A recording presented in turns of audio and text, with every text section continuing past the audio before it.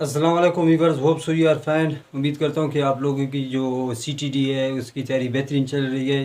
इसके अलावा जो एएसएफ है और डिफरेंट एग्ज़ाम है उनके वजह से भी जितने भी क्वेश्चन मैंने पिछली वीडियोस में शेयर किए थे वो बहुत ही इंपॉर्टेंट है। तो आज जो हमारा टॉपिक है वो जो है ना पाकिस्तान अफेयर्स है। इंशाल्लाह नेक्स्ट वीडियोज़ में भी मैं बहुत से क्वेश्चन आप लोगों के साथ शेयर करूँगा, तो चैनल को सब्सक्राइब करें। तो चलिए आज का टॉपिक स्टार्ट करते हैं। तो पहला सवाल है, खिलाफत मूवमेंट स्टार्टेड इन, यानी खिलाफत मूवमेंट कब स्टार्ट हुए? 1919 को। अभी व्यूअर्स ये है क्या, थोड़ा इसका बैकग्राउंड भी समझो, फिर जो है ना ये क्वेश्चन आप लोगों को इजी से याद हो जाएगा। यानी आज़ादी से पहले मुसलमानों ने एक तहरीक स्टार्ट की थी, उसके 3 पॉइंट्स थे। मुसलमानों ने कहा कि जो खिलाफत उस्मानिया है तुर्की में वो ख़त्म नहीं किया जाएगा। इस तहरीक में ये पॉइंट्स थे। दूसरा पॉइंट ये था कि जो मुसलमानों के जो हॉली प्लेसेस हैं वो जो है ना तुर्की के अंडर रहेंगे। तीसरा पॉइंट ये था कि जो बॉर्डर्स हैं तुर्की के वो उसी तरह रहेंगे जो जो वर्ल्ड वार पहले से थे। ये इसका जो है ना थोड़ा बैकग्राउंड इसी तरीके से। इसके अलावा इसका और भी बहुत डिटेल है, मैं आप लोगों को थोड़ा हिंट दे रहा हूँ। दूसरा क्वेश्चन है नेहरू रिपोर्ट डेट, यानी नेहरू ने एक रिपोर्ट शाये की, उसका डेट कब है वो, यानी कब उसने शाये की, तो वो हमारे पास है 1928।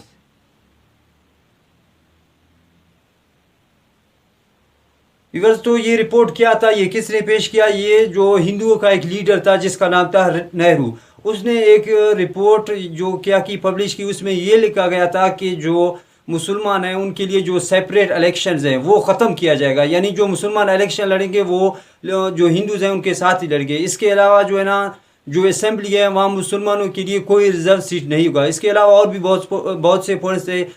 तीसरा सवाल है कैदम 40 पॉइंट। इसी के जवाब में नेहरू रिपोर्ट जो है ना 1928 को पब्लिश हुआ। इसी के जवाब में कैदम ने 1929 में जो है ना 14 नुकात पेश किए। उसमें यानी ये थे मुसलमानों की जो राइट्स वगैरह थे, जो यानी अकॉर्डिंग टू द कॉन्स्टिट्यूशन, और इसी तरह मुसलमानों के जो सेपरेट इलेक्शन थे, इन्हीं के हवाले से 14 पॉइंट जो है ना पेश किए कैद-ए-आज़म ने 1929 में। चौथा सवाल है पाकिस्तान रेजोल्यूशन डेट। तो पाकिस्तान रेजोल्यूशन डेट कब हुआ, तो ये इसके पीछे क्या बैकग्राउंड है तो मैं आप लोगों को समझाऊंगा। वीवर जो है ना 23 मार्च 1940 को मुसलमानों का एक मीटिंग हुआ लाहौर में, जो है ना मिंटो पार्क में हुआ। मिंटो पार्क को इकबाल पार्क भी कहते हैं। वहाँ जो है ना कैद-ए-आज़म ने शिरकत की, और यानी बड़ी तादाद में मुसलमानों ने शिरकत की। इसी तरह जो शेर बंगाल है मौलवी फजलुल हक है, उसने जो है ना ये जो रेजोल्यूशन है ये प्रेजेंट किया। इसी के साथ उन्होंने यानी सेपरेट होमलैंड की भी डिमांड की। तो वहाँ पर कैद-ए-आज़म ने कहा कि जो मुसलमान और हिंदू हैं ये दो अलहदा कौम है, ये कभी एक साथ नहीं रह सकते। और ये एक बात और भी इम्पोर्टेंट है, लोग अक्सर कहते हैं कि 23 मार्च 1940 को जो है ना पाकिस्तान का नाम तजवीज़ किया गया। ये गलत कॉन्सेप्ट है। 23 मार्च 1940 को खाली ये रेजोल्यूशन पास किया गया कि हमें एक सेपरेट होमलैंड चाहिए। पाकिस्तान जो हमारा मुल्क है उसका नाम बाद में चौधरी रहमत अली ने तजवीज़ किया था, तो ये बात याद रखना। तो इसका डेट है 23 मार्च 1940।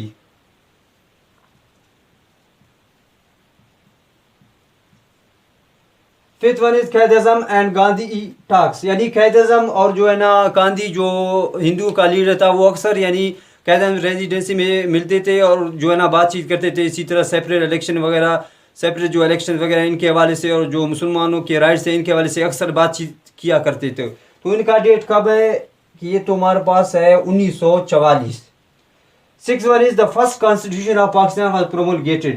व्यूअर्स, ये जितने भी क्वेश्चन हैं ये जो है ना मैं यानी नंबर वाइज, यानी पहले खिलाफत मूवमेंट स्टार्ट हुआ, फिर जो है ना पाकिस्तान कैसे आज़ाद हुआ, फिर इसका जो पहला आइन है किस तरीके से बना, ये जो है ना सारा डिटेल के साथ है और जो है ना तरतीब के साथ मैं इनको आपके साथ शेयर कर रहा हूँ। अभी जो है ना जब यानी पाकिस्तान आज़ाद हुआ 14 अगस्त 1947 में, तो पाकिस्तान का जो पहला आइन है वो कब बना था?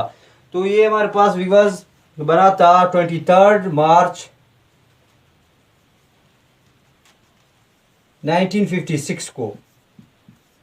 23 मार्च 1956 को पाकिस्तान का पहला आइन बनाया गया। तो इसी के मुताबिक इस आइन में ये भी तय पाया गया कि जो पाकिस्तान का जो नेम होगा वो यानी इस्लामिक रिपब्लिक पाकिस्तान होगा, और जो मुसलमानों के और जितने भी जो कम्युनिटी वाले हैं जैसे ईसाई हो गए और जितने भी हैं उनके जो है ना राइट्स जो है ना इक्वल होंगे। Seventh one is objective resolution was passed in, यानी ऑब्जेक्टिव रेजोल्यूशन कब पास हुआ? तो ये क्या है, ये इसका मैं बताऊंगा आप लोगों को। तो ये है हमारे पास 12 मार्च 1949। व्यूअर्स इसका डेट है 12 मार्च 1949, यानी ऑब्जेक्टिव रेजोल्यूशन कब पास किया गया, 12 मार्च 1949 को। तो ये दरअसल ये है क्या, यानी जो हमारा जो फर्स्ट प्राइम मिनिस्टर था लियाकत अली खान, यानी उसने ये रेजोल्यूशन पास की। इसमें क्या था, इसमें ये तय पाया गया कि जो यानी हमारा पुख्ता यकीन होना चाहिए अल्लाह पर। इसके अलावा जो मुसलमानों के राइट्स हो गए, यानी वो यूनाइटेड नेशन का चार्ट है उसी के मुताबिक तमाम यानी जो पीपल हैं, लोग हैं, उनको यानी इक्वल राइट्स दिए जाएंगे। तो इसमें ये तय पाया गया। Eighth one is the second constitution of promulgated in, यानी पाकिस्तान की दूसरी आइन कब बनी, तो वो हमारे पास है 1962। और किसके दौर में बना था, जो अयूब खान है उसी के दौर में जो है ना पाकिस्तान का दूसरा आइन बनाया गया, यानी पाकिस्तान का दूसरा आइन 1962 को बनाया गया। Ninth one is the third constitution was promulgated in, यानी जो तीसरी आइन है वो कब बनी थी, तो वो हमारे पास बनी थी 14 अगस्त 1973 को। व्यूअर्स ये आइन कब बनाया गया, जुल्फिकार अली भुट्टो के दौर में ये आइन बनाया गया 14 अगस्त 1973 को। आज भी यानी जो मौजूदा आइन है हमारा वो 1973 के मुताबिक ही है। 10th one is India and Pakistan war date, यानी इंडिया और पाकिस्तान की जो जंग हुई थी, यानी वो उसका डेट क्या है, तो वो हमारे पास है 1965, यानी सितंबर 1965, यानी रात के वक्त इंडिया ने पाकिस्तान पर हमला कर दिया। और अल्हम्दुलिल्लाह हमारी बहादुर कौम और जो है ना फौज ने ये जंग जीती। तो इसका डेट है हमारे पास सितंबर 1965, यानी सितंबर 1965 को यानी इंडिया और पाकिस्तान का जंग हुआ था। और इससे एक साल और भी बनता है कि ये जंग जो है ना कितने दिन तक कंटिन्यू रहा, तकरीबन 17 दिन तक ये जंग चलता रहा। 11th one is when was east Pakistan separated, यानी ईस्ट पाकिस्तान हमसे कब जुदा हुआ था, जो आज जिसे हम बांग्लादेश कहते हैं, तो ये हमारे पास हुआ था 1971 में। तो इसकी वजह ये थी कि फॉरेन इन्वॉल्वमेंट की वजह से जो है ना ईस्ट पाकिस्तान हमसे जो है ना सेपरेट किया गया।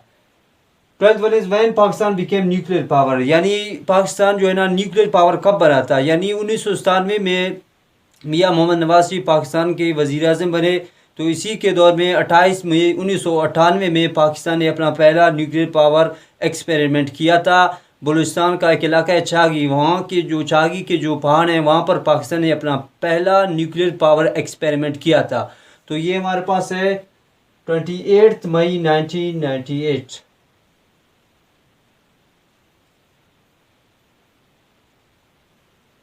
यानी पाकिस्तान न्यूक्लियर पावर कब बना था, 28 मई 1998 को। उसके बाद है क़ायद आज़म वाज बॉर्न, यानी क़ायद आज़म कब पैदा हुआ, तो उसका डेट है हमारे पास 25 दिसंबर 1876। और कहाँ पैदा हुआ था, कराची में पैदा हुआ था, यानी क़ायद आज़म 25 दिसंबर 1876 को कराची में पैदा हुआ।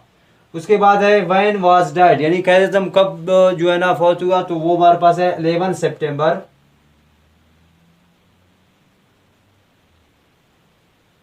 1948, यानी 1948, यानी 11 सितंबर 1948 को क़ायद आज़म फौत हुआ। उसके बाद है मेंबर्स ऑफ नेशनल असेंबली, यानी जो हमारा नेशनल असेंबली है उसके टोटल कितने मेंबर्स हैं, तो वो हमारे पास है 342 मेंबर्स हैं।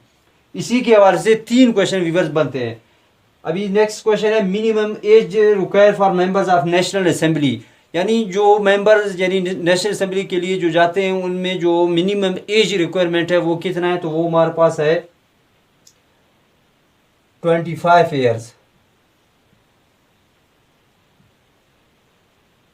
यानी मिनिमम एज जो नेशनल असेंबली के लिए रिक्वायरमेंट है वो 25 साल यानी आपकी उम्र होनी चाहिए, फिर जो है ना कोई भी मेंबर जो है ना नेशनल असेंबली ज्वाइन कर सकता है। इसके बाद हमारे पास है duration of members of NA, यानी इससे मुराद है नेशनल असेंबली, यानी जो नेशनल असेंबली के जो मेंबर्स हैं यानी उनको कितने साल की ये इलेक्ट किया जाता है, तो वो हमारे पास है 5 ईयर्स। यानी नेशनल असेंबली के जो मेंबर्स हैं उनको 5 साल के लिए इलेक्ट किया जाता है। इसके बाद है मेंबर्स इन सेनेट, यानी जो हमारा सेनेट है उसमें कितने मेंबर्स होते हैं टोटल, तो वो हमारे पास है 104। यानी सेनेट में हमारे पास टोटल 104 मेंबर्स होते हैं। इसी के हवाले से दो और क्वेश्चन बनते हैं। नेक्स्ट है हमारे पास minimum age requirement for senate, यानी सेनेट का जो मेंबर होता है उसका जो है ना यानी मिनिमम कम से कम एज कितना होना चाहिए, तो वो हमारे पास है 30 ईयर्स।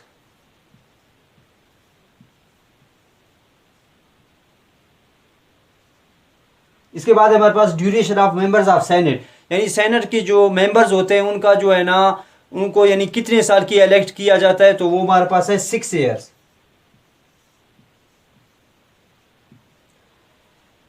तो चलिए एक बार इनको रिवीजन करते हैं। 10th one is India and Pakistan war date, यानी इंडिया और पाकिस्तान की जंग कब हुई, तो वो हुआ सितंबर 1965 को। When was east Pakistan separated, यानी जो मशरकी पाकिस्तान है जो आजकल बांग्लादेश है वो पाकिस्तान से कब जुदा हुआ था, 1971 को। उसके बाद है when Pakistan became nuclear power, यानी पाकिस्तान न्यूक्लियर पावर कब बना था, यानी 1997 में जो नवाज शरीफ जो है ना पाकिस्तान के जो वजीर आजम थे उसी के दौर में 28 मई 1998 को पाकिस्तान न्यूक्लियर पावर बना था। उसके बाद है कैद आज़म वाज बोर्न, यानी कैद आज़म कब पैदा हुआ, 25 दिसंबर 1876 को कराची में पैदा हुआ। इसके अलावा जो है ना व्हेन वाज डाइड, यानी कब फौत हुआ, 11 सितंबर 1948 को, और कराची में इसको दफन किया गया। मेंबर्स ऑफ नेशनल असेंबली, यानी नेशनल असेंबली के कितने मेंबर्स हैं, वो हमारे पास 342 है। इसी तरह है minimum age required for members of national assembly, यानी नेशनल असेंबली के जो मेंबर्स हैं वहाँ जो मिनिमम एज मेंबर्स का होना चाहिए तो वो हमारे पास है 25 ईयर्स। इसके बाद है duration of members of national assembly, यानी नेशनल असेंबली के जो मेंबर्स हैं उनको कितने साल की इलेक्ट किया जाता है, तो वो हमारे पास है 5 ईयर्स। इसके बाद है मेंबर्स इन सेनेट, यानी सेनेट में कितने मेंबर्स होते हैं, 104। Minimum age requirement for senate, यानी सेनेट का जो मेंबर होता है उसका यानी मिनिमम एज कितना होना चाहिए, तो वो हमारे पास है 30 ईयर, यानी 30 साल कम अज़ कम जो सेनेट का जो मेंबर्स है उसे रिक्वायर है। Last question is duration of members of senate, यानी जो सेनेट के मेंबर्स हैं उनको कितने साल की इलेक्ट किया जाता है, तो वो है 6 ईयर। व्यूअर्स, उम्मीद करता हूँ कि ये वीडियो आपके लिए बहुत ही मददगार साबित हुए। इंशाल्लाह नेक्स्ट वीडियोज़ में मैं इसी तरह के और भी बहुत से क्वेश्चन आप लोगों के साथ शेयर करता रहूँगा। इसके अलावा जो पिछले वीडियोज़ हैं उनका मैंने प्लेलिस्ट बना दिया है, वहाँ से आप लोगों को सारे लेक्चर्स मिल जाएंगे। CTD, ASF और जितने भी डिफरेंट एग्ज़ाम हैं उनके वाले से बहुत ही इंपॉर्टेंट क्वेश्चन मैंने शेयर किए हुए हैं। तो चैनल को सब्सक्राइब करें ताकि हर नई आने वाली वीडियो आप तक पहुँच सके। That is enough for today. खुदा हाफिज़।